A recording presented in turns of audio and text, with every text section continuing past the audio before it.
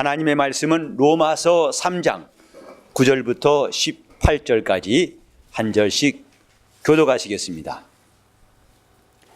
그러면 어떠하뇨? 우리는 나으뇨? 결코 아니라. 유대인이나 헬라인이나 다 죄 아래 있다고 우리가 이미 선언하였느니라. 기록한 바 의인은 없나니 하나도 없으니 깨닫는 자도 없고 하나님을 찾는 자도 없고 다 치우쳐 한 가지로 무익하게 되고 선을 행하는 자는 없나니 하나도 없도다. 저희 목구멍은 열린 무덤이요 그 혀로는 속임을 베풀며 그 입술에는 독사의 독이 있고 그 입에는 저주와 악독이 가득하고 그 발은 피 흘리는데 빠른지라. 파멸과 고생이 그 길에 있어 평강의 길을 알지 못하였고 저희 눈앞에 하나님을 두려워함이 없느니라 함과 같으니라. 아멘. 믿음은 들음에서 난다. 하나님께서 우리에게 하나님을 믿는 방법을 이렇게 보여주셨습니다. 사람들은 각각 자기 마음속에 신을 그리고 신을 찾는 본능이 있습니다. 이를 종교심이라고 말합니다. 절대자에게 자기를 맡기고자 하는 마음. 인간이 무능하고 연약할수록 절대자에게 귀의하려는 인간의 본능은 작동하게 됩니다.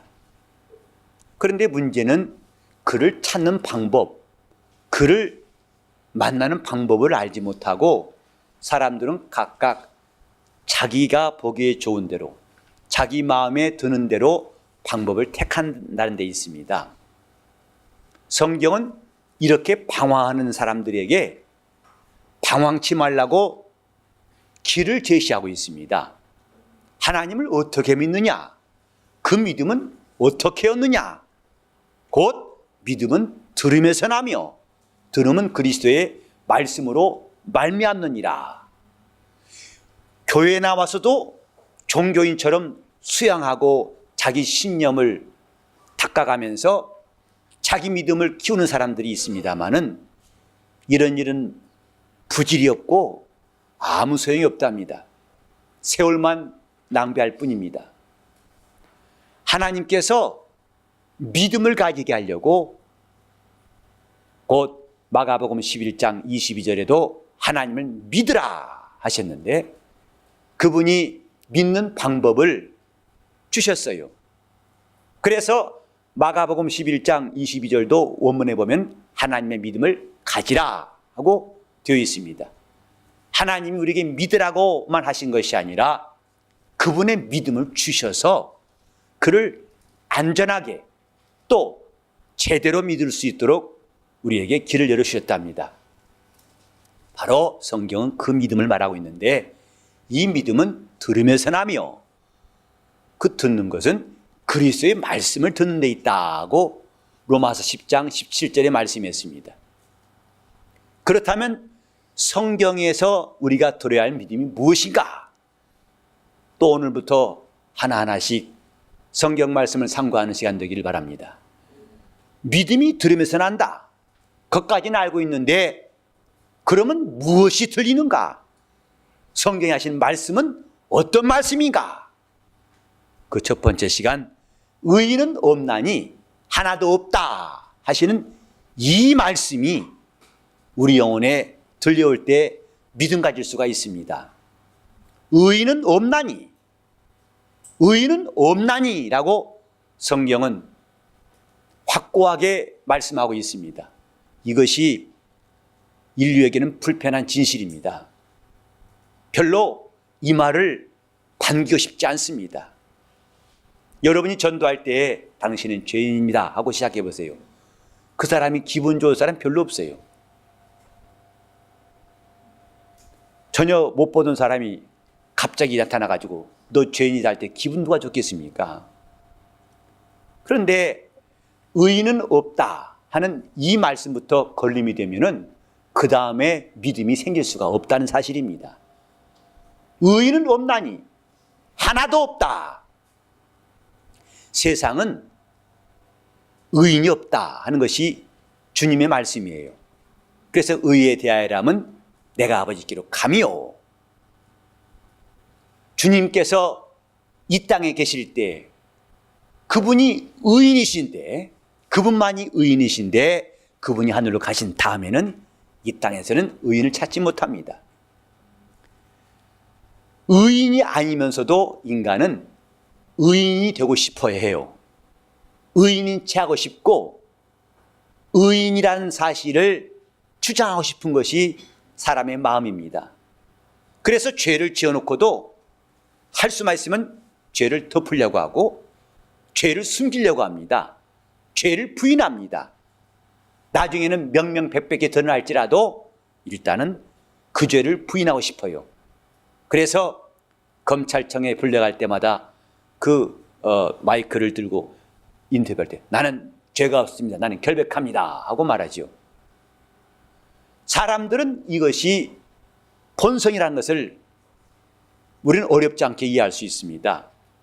죄가 있을지라도 그 죄를 어떻게 하면 변명하고 싶고 또 합리화하고 싶고 나는 이렇게 죄인이라고 취급당을 원치 않는다고 말할 것입니다. 근데 마지막으로 어쩔 수 없이 죄가 드러났을 때 그 반항하는 게 뭐냐면 나만 죄인이냐 그런 것이거든요. 니들은 죄인 아니냐 하고 잡아간 사람들에게 울부짖습니다. 그것은 곱게 가기 싫으니까 함께 넘어지자 이 말이죠. 너희는 죄 안 졌냐 하고 따지죠. 사람은 의인이 아닙니다. 의롭지 않다 하는 말입니다. 오늘 제가 여러분들에게 여러분은 의인입니까 죄인입니까 물어볼 때 이 질문 별로 편치 않은 질문인 것입니다. 의인이라고 하기도 하고 또는 나는 죄인입니다라고 말할 수 있을 것입니다. 아마 여기 계신 분들은 다 나는 양심상으로는 의인이 아니지만은 하나님께로부터 의롭다함 받았습니다. 100점짜리 답변을 할 거예요. 제가 알기로는 거의 90% 이상은 그런 답변을 할 줄로 믿습니다. 근데 그 말한 게 중요한 게 아닙니다.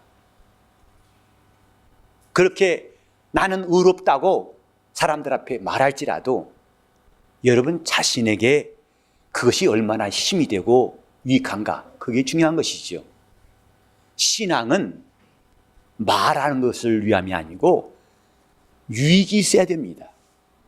자기 영적 생활을 하나님 앞에서 잘하는 사람들, 그 사람들은 자기 영혼의 유익을 갖고 오기 때문에 남들이 혹시 칭찬하지 않을지라도 영적 생활을 잘하려고 합니다.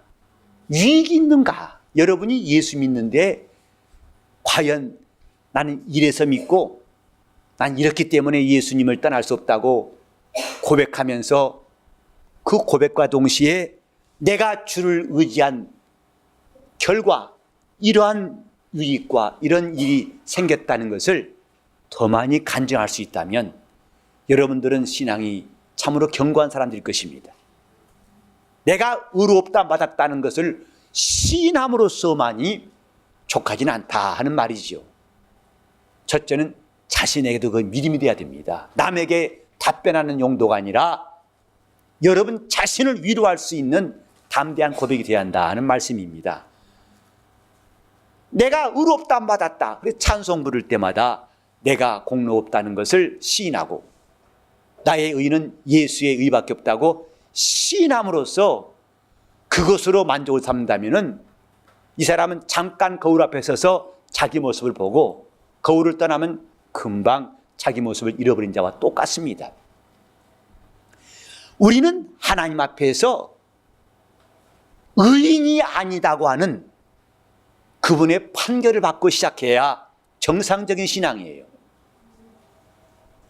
11절 이하에 보면은 우리가 의인이 아니라는 현실을 하나하나 말씀하고 있어요. 여기 보면은 의인이라면 하나님을 깨달을 것이고 하나님을 찾을 터인데 깨닫는 자도 없고 하나님을 찾는 자도 없다. 또 의인이라면 치우치지 아니하고 선을 행할 터인데 다 치우쳐 한 가지로 무익하게 되고 선을 행하는 자도 없나니 하나도 없다. 하나님 앞에서는 이런 모습을 우리가 숨길 수가 없답니다. 사람 앞에서는 내가 아무리 의인인 찰지라도 그분 앞에서는 이 사실이 숨겨지지 않습니다. 왜냐하면 그분은 우리 마음을 감찰하신 분이기 때문이에요. 내가 아무리 표정 관리할지라도 내 마음은 숨길 수가 없어요. 내 마음을 살피시는 그분 앞에서는 우리가 딴짓할 수가 없습니다. 잠언 20장 27절에 보면은 사람의 영혼은 하나님의 등불이라. 그 마음의 깊은 속을 살피신다고 말씀했어요. 하나님은 이미 영혼을 그의 등불로 삼으셔서 우리 마음의 생각을 다 살피시고 있다고 성경에 말씀하고 있습니다. 교회 안에서도 신앙생활 할 때 보면은 각각 자기가 하고 싶은 대로 하는 사람이 종종 있어요. 그 예배도 나오고 싶으면 나옵니다. 나오기 싫으면 안 나와요. 기도도 하고 싶으면 하고 하기 싫으면 하지 않습니다. 그래서 한 가지는 하는데 또 한 가지는 빠진 사람들. 기도는 하는데 예배는 안 나오고, 예배는 하는데 순종하지 아니하고, 다 치우쳐 있다 이 말입니다.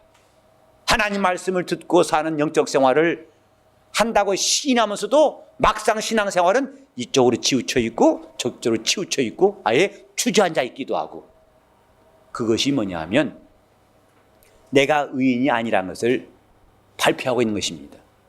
또 저희 목구멍은 열린 무덤이요 그 혀로는 속임을 베풀며 그 입술에는 독사의 독이 있고 그 입에는 저주와 악독이 가득하고 그 발은 피 흘리는데 빠른지라.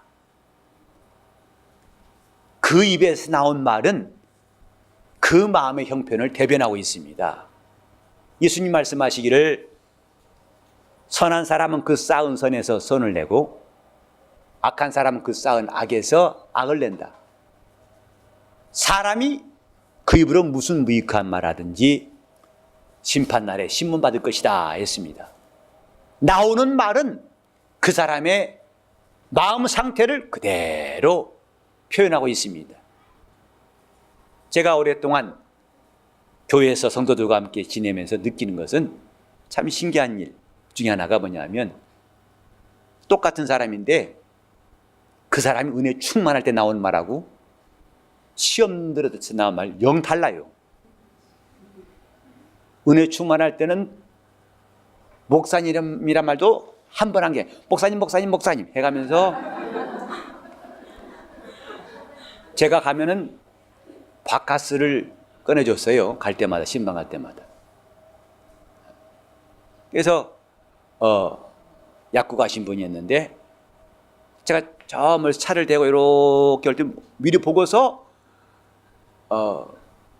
문을 열고 나와가지고 어서 오시라고 해서 앉힌 다음에 닭 뭐 비틀듯이 막 비틀어가지고 제가 갖고 갈 테니까 해도 언제 닭 틀어버렸어요. 그래가지고 드세요.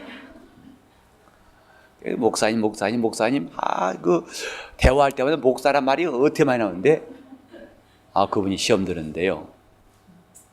제가 그 앞에 차를 대도 안 나와요. 가서 인사해도 딴 데 보고 있어요. 그해 겨울이 참 추웠는데 제 마음은 더 추웠어요. 신방 끝나고 오면서 아무리 권면해도 듣질 않아요. 자기 마음이 한번 틀어지면은 차나 없이 누가 와도 소용없어요. 됐어요? 가세요 그러는데 그 말은 전에 은혜 받을 때 못 들었던 말이거든요. 그 마음에 어떠한 것이 다 입으로 나오는 것입니다. 근데 여기 보면 그 혀로는 속임을 베풀며, 왜 속이는 말 하는가? 이 속에 벌써 의인이 아니기 때문에, 악한 마음이 있기 때문에 거짓말하는 겁니다. 당장 몇 시간 후면 드러날 일도 거짓말이에요. 갔다 하면서요? 안 갔어요. 누가 봤다는데 그 사람 잘못 본 거예요. 거짓말할 수밖에 없는 이 불편한 진실. 이 마음이 하나님 앞에서 편치 않은 겁니다. 의인은 그렇게 하지 않는다 이 말. 의인은 괴사를 행치 않는다 했어요. 그래서 시편 15편 보면은 그 마음에 서운한 것은 해로울지라도 갚으며, 하나님 앞에서 한 말은, 자기가 한 말이 혹시 손해를 볼지라도 그 말이 굽어지지 않게 갚는다고 그랬는데, 벌써 속임을 베푸는 혀는 자신이 더 이상 의인이 아닌 것을 증명하고 있습니다. 입술에는 독사의 독이 있고, 그 입에서 싸나운 말 나온 것도 참 보통 일이 아니면, 저도 말이 참 싸나운 편인데요. 그래서 주님 앞에 기도할 수밖에 없어요. 저는 말이 세단 말 듣고 항상 조심해야 돼요. 제가 원래 세단 말을, 저는 안 센 것 같은데 듣는 사람은 세다고 그래서 수시로 제가 체크를 해요. 내가 말을 세게 했는지. 좀 더 볼륨을 줄여야겠다. 세게 하지 말아야겠다.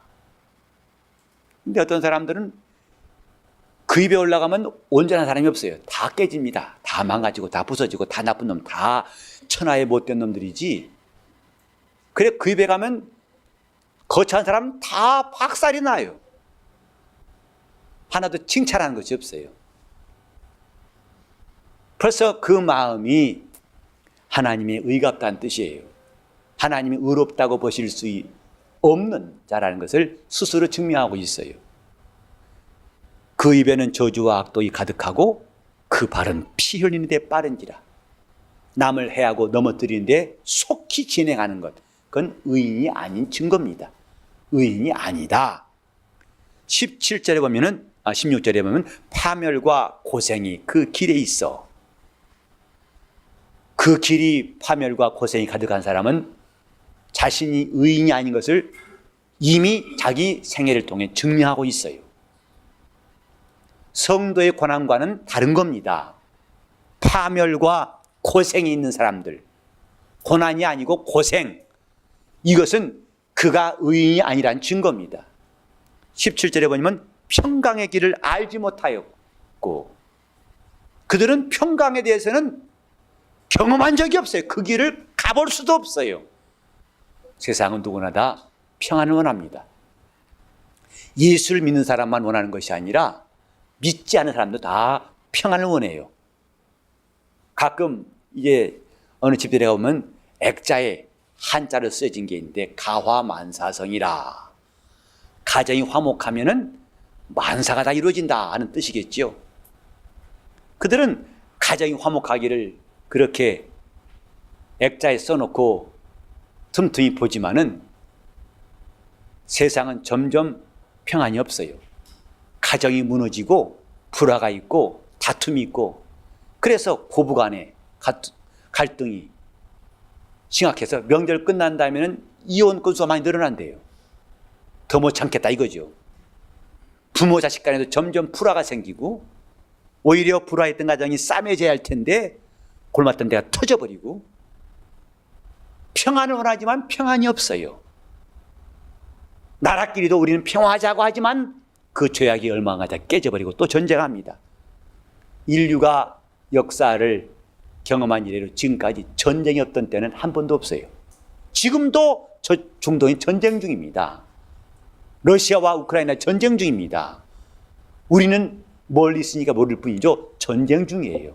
우리나라도 결코 안전하지 않습니다. 핵으로 무장한 북한이 끝없이 도발을 자행하고 있는 것, 얜 오랫동안 하니까 만성이 돼서 잘 못 느낄 뿐이죠. 저 나라 밖에서 볼 때는 한국 뉴스 보면 참 불안하게 짝이 없어요. 나라와 나라도 평안이 없고 사람과 사람 사이, 가정끼리도 평안이 없어요. 그런다고 노래가 안 자십니까? 어떤 결혼식 보니까 아주 부부한테 목사가 서약받더라고요. 안 싸우기로. 참 실질적인 서약 같아요. 거창하게 서로 사랑하겠느냐, 이해하고 용서하고 아니라 안 싸우기로. 직접 서명하게 하더라고요. 신랑 사인하시고, 신부 저도 앞으로 좀 결혼 이럴 때 그거 해볼까 싶어요. 근데 다짐하고 노력하죠. 열심을 냈죠. 노력하죠. 근데 평안이 없어요. 이제 다툼을 가진 사람 들어오면요, 부인은 부인대로 내가 얼마나 참았는지 아세요, 목사님? 남편, 내가 꾹 참았습니다. 아마 그들 말대로 한다면 지금 평안이 이루어져 남아 넘칠 겁니다. 할 도리 다 했다는 것이죠. 근데 문제는 저 사람이 안 참았다는 거죠. 난 할 도리 다 했습니다. 나만큼 했으면 나와보라고 했어요. 내가 따져보겠다고. 노력하지만 평안이 없습니다. 평안은 그렇게 인간이 노력한다고 얻는 것이 아닙니다. 성경에 보면 하나님을 평강의 왕이라 했어요. 평강의 왕. 그래서 주님이 탄생하실 때에도 밤중에 목자들에게 와서 천사가 한 말이, 지극히 높은 곳에는 하나님께 영광이요 기뻐하심을 입은 사람들 중에는 평화로다 했어요. 예수 주 그분이 임하신 것은 지극히 높은 곳에서는 그분께 영광이요 기뻐하심을 입은 모든 이에게는 평화로다. 평강의 왕이 임하실 때 비로소 평안이 있어요. 곧 하나님의 의를 힘입을 때 비로소 우리는 하나님의 선물을 받을 수가 있답니다. 노력도 중요하고 열심도 중요하지만은 먼저 그분이 임하실 때 비로소 우리 삶에는 평안이 있답니다. 그분이 인도하실 때 평안이 있고 그분이 함께 하실 때 평안이 있어요. 풍파 중에도 그분이 함께 하실 때에 비로소 그들은 바다 가운데서도 구원을 받고 무사히 무트로 올라올 수가 있었습니다. 이 중요한 답을 우리는 잊지 말아야 됩니다. 평강의 왕이 임하실 때에 평강이 있어요. 그것은 다 죄인에게서는 찾을 수 없는 일입니다. 이미 시편에 기록하기를 죄인에게는 평강이 없다 했어요. 저 교도소에 있는 사람들에게 무슨 평강이 있겠습니까? 오히려 이를 박박 깔면서 나를 여기에 쳐놓은 변호사 그럼 두고 보자. 검사 쫓아가 가만두지 않겠다. 심지어는 판사 보고도 판사들도 참 두려워하겠어요. 판결해 놓은 다음에 그것을 불만 가진 사람들이 있어서 참 어려움을 당할 수도 있을 것이고, 지난번에 또 그런 사건이 석궁 사건이 있었죠. 저도 어렸을 때에 부모님이나 옆에 있는 분들이 소원이 뭐냐면 검판사 되는 것이었어요. 커서 검판사 되라, 판사 되라. 저는 판사 대신에 목사 된 게 참 감사해요. 저한테 해코지 할 사람 없을 테니까 말이에요. 왜 그런 판단했냐고, 나를 왜 감옥 가게 했냐고 할 사람 없을 테니까. 목사는 죄를 털어내는 사람, 죄를 털어서 발견한 사람도 아니고 그 죄 때문에 이런 형벌이 마땅하다고 재판하는 사람도 아니고, 죄인들에게 베푸신 주님의 복음을 전한 사람이 얼마나 감사합니까? 한 분만 하면 그러네. 나머지는 다 가만히 있고. 정말 저는 진정 감사해요. 그냥 괜히 올라가지 못하려고 하니까 괜히 뭐 하는 게 아니라 정말 저는 검사가 되지 않고 판사한테 감사해요. 죄를 들춰내고 죄를 심판한 자가 아니라 죄를 회개하고 예수 믿게 한 사람 된 것이 얼마나 감사한가. 감사합니다. 점점 많아져서 한 번 더 하면 전체 다 아멘 하겠네. 자, 의인에게 평강이 있어요. 여러분, 좀 나는 의롭다 맞았다 하고 고백하지만 내 속에 이런 평안이 없다면 무슨 소용이 있을까? 무슨 유익이 있을까? 잠깐 찬송할 때만 마치 진통제 받는 것만 그때만 잠깐 했다가 다시 또 이렇게 하나님이 주신 은혜를 누리지 못하면 무슨 소용이 있을까? 모름지기 우리는 하나님이 의롭다함 받았으면 그걸 누릴 수 있어야 됩니다. 은혜 받았으면 은혜를 누려야만이 그것이 유익한 겁니다. 복은 사상도 기분도 아니고 복은 누릴 때의 유익이 있어요. 부자가 다 행복한 거 아닙니다. 부자가 다 평안한 줄 아십니까? 돈 많으면 평안한 줄 아십니까? 그들은 가난한 사람보다 더 마음이 불편해요. 염려가 더 많습니다. 어떻게 하면 누가 뺏어올 때 이걸 잘 지킬 것인가? 도둑으로부터 지킬 것인가? 그러나 가난한 사람은 문 장부자라도 편합니다. 들어봤자 갖고 갈 게 없으니까 다리 쭉 뻗고 잡니다마는 부자는 새콤하고 뭐해서 잔뜩 해도 또 불안해요. 그래서 저 광고회사 보니까 장고도 불안까지 잠글 수는 없습니다 그러더라고요. 아주 좋은 광고 카피 같아요. 아무리 잠궈도 불안까지는 잠글 수가 없어요. 돈 많지만은 그 부유함을 누리지 못해요. 그것이 안타까운 거 아니겠습니까? 이 땅에서 부자는 자기가 많은 것을 갖고 있지만은 누리지 못해요. 가진 돈을 다 누릴 수 있다면은 그 사람은 가장 행복할 것입니다만은 통장에 잔고는 많아도 지껏 자기가 누릴 수 있는 것은 몇 푼 안 됩니다. 마침내 죽을 때에는 별 수 없어요. 화장터 가면 9만 원에 끝내줍니다. 그 이상 돈 안 받아요. 필요 없다 이 말이죠. 몇 조 재산 가라도 아무 소용없어요. 그러나 하나님이 주신 부요, 영적으로 부유한 사람은 이 땅에 있는 부자 같지 않습니다.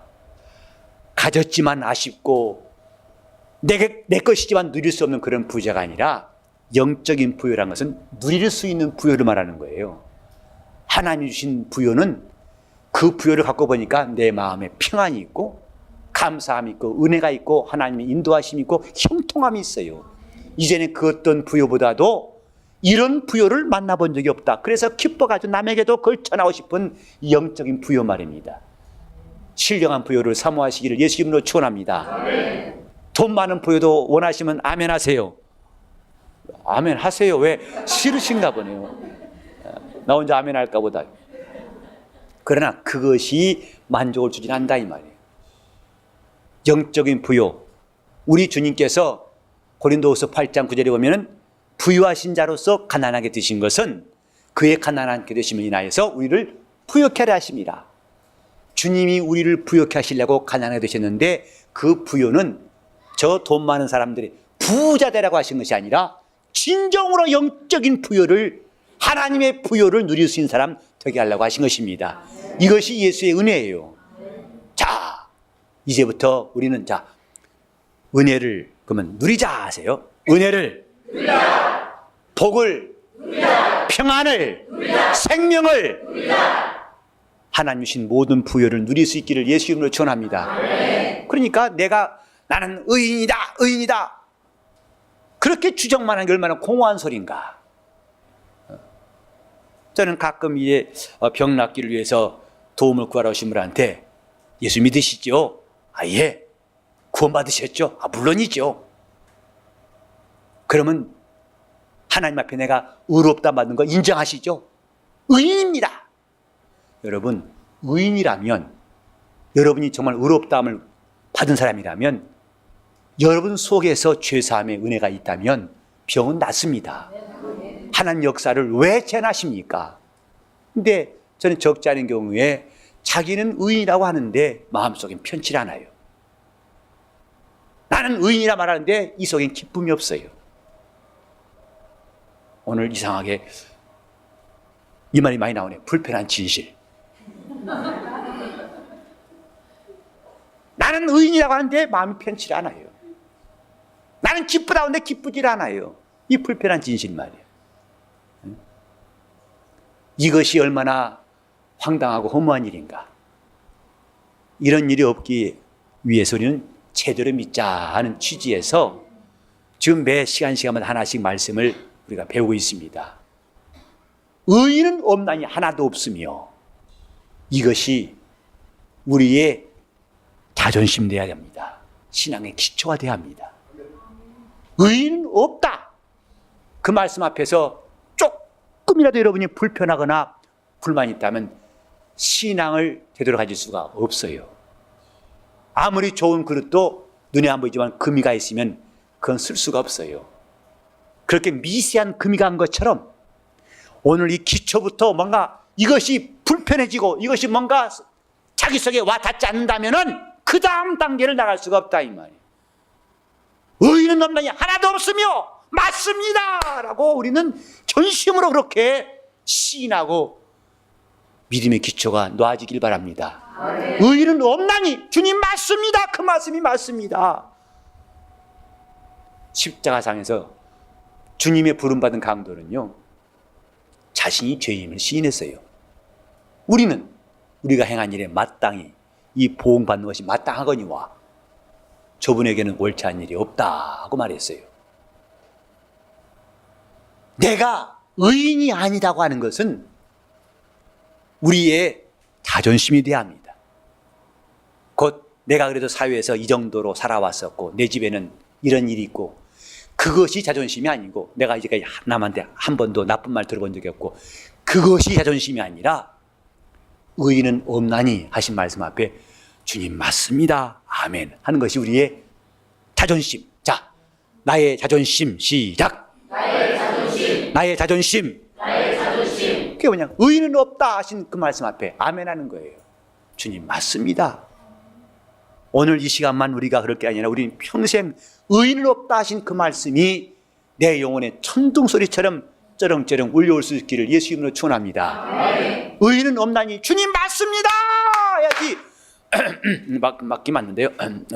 그다음 말씀하세요. 이러면 안 된다 이 말이죠. 근데 저 누가복음 18장 보면은 성전에 올라간 바리새인과 세리에 대해 주님 말씀하신 적이 있는데, 바리새인은 자기가 의인인 것을 주님께 말씀했어요. 주여, 나는 여긴 세리에 같지 않습니다. 이렇게 아주 죄인 같지 않은 사람이고 일주일에 2번씩 금식하고 곽하와 근채와 해양 철저하게 11조했습니다. 내가 이렇게 한 것 주님 보시옵소서 라고 자기의 의로움을 말했어요. 그러나 세리는 감히 눈을 들지 못하고 눈물을 흘리면서 주여, 나는 죄인입니다. 나를 불쌍히 여기시옵소서. 그때 주님 말씀하실 누가 하나님께로부터 옳다 인정을 받았겠느냐 하셨어요. 답 여러분 아시죠? 누가 똑같이 성전에서 세리도 기도하고 바리새인도 기도했는데 누가 하나님께로부터 옳다 인정하심 받았느냐? 나는 공로 없도다 라고 말한 사람을 하나님은 의롭다 하시는 거예요. 나는 공로 없도다, 나는 의인이 아니란 말을 나는 공로 없도다 라고 말할 수 있는데, 이렇게 말한 사람을 주님은 의롭다 하시는 거예요. 오히려 자기를 의롭다 한 바리새인에게서 주님의 관심은 멀어졌어요. 자, 나는 의인이 아니다 그러면 나는 공로 없도다 서로 하면 바꿔 삽시다. 나는 공로 없도다, 나는 의인이 아니다, 나는 의인이 아니다, 나는 공로 없도다, 나는 공로 없도다, 나는 의인이 아니다. 이것을 억지로도 하지 마시고 남 체면받아 하지 마시고 이 성경 말씀에 비춰보세요. 보니까 바로 깨닫는 사람도 없고 하나님을 두려워하지도 아니하고 평강의 길을 알지도 못하고 파멸과 고생이 그 길에 있고 저기 목구멍 열린 무덤이요. 오늘 이것이 자기 모습이라고 봐지지 않습니까? 주님, 내가 믿노라 하지만 이것이 내 모습입니다라고 감출 수 없는 불편한 짓이는 거 여러분 신할 수 있지 않습니까? 그 사람이 하나님 앞에서 의롭다 묻습니다. 그 사람이 주님의 위로받습니다. 신앙생활 잘할 수 있는 방법 하나 알려드릴까요? 자신이 의인인 차면 은혜받기 어렵습니다. 교회에 와서도 예수를 더 잘 믿지 못하면 이거 뭐냐면 자기 속에 의가 있어요. 자기 의 때문에 예수 믿는데 암초가 되고 걸림돌이 돼가지고 조금만 더 제가 주님을 의지했더라면 더 좋을 텐데 하는 아쉬움을 남기게 되는 거예요. 저 설교 들으면서도 오늘 딱 기내 10분 더 길어진 것 같은데, 이건 시간을 늘리자는 것이 아니고 우리가 평소에 너무나 건넘기 쉬운 문제에 대해서 깊이 한번 생각해보자는 뜻입니다. 내가 지금 주님 앞에서 어떤 사람인가? 자신이 의인인 차기 때문에 교회에서 봉사할 때도 시험 드는 겁니다.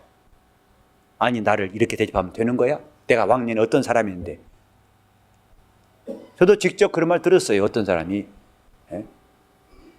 내가 교회 와서 겸손한 차이지만 나는 사회에서는 이렇게 무시할 사람이 아니란 말이요 하고 전화하는데요. 제가 무시한 적도 없었어요. 근데